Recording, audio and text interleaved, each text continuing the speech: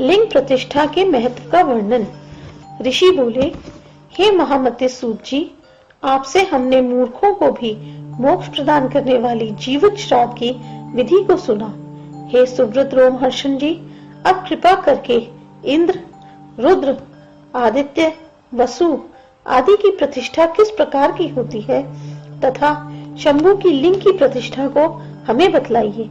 विष्णु, इंद्र, देवता, ब्राह्मण, महात्मा, अग्नि, यम नैऋत्य, दिशा में वरुण, वायु में सोम की यज्ञ, कुबेर की ईशान, धरा, श्री, दुर्गा, शवा, हेमवती, स्कंद, गणेश, नंदी तथा अन्य देवों और उनके गणों की प्रतिष्ठा लक्षणों को विस्तार से हमारे प्रति वर्णन कीजिए, क्योंकि आप सब तत्वों को जानने वाले तथा रुद्र के भक्त हैं और तत्व जानने वालों में तो आप कृष्ण द्वैपन व्यास जी के साक्षात दूसरे शरीर ही हो।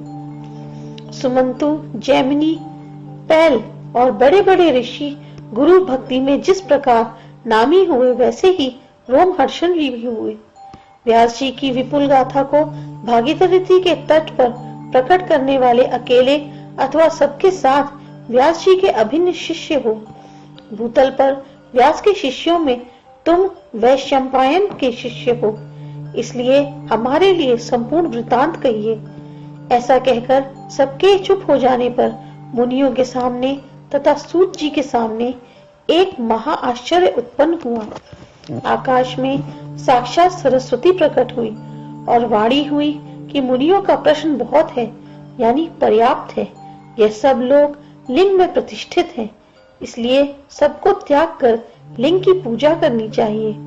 उपेंद्र, ब्रह्मा, इंद्र, यम, वरुण, कुबेर तथा और भी देवता लिंग मूर्ति महेश्वर की स्थापना करके अपने अपने स्थानों में पूजा करते हैं।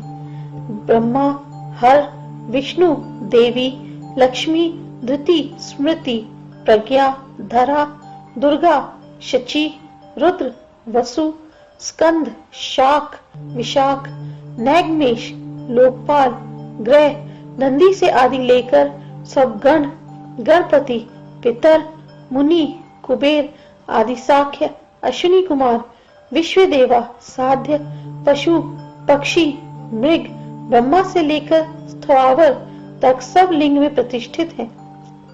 इसलिए सबको त्याग कर अव्यय लिंग की स्थापना करनी चाहिए।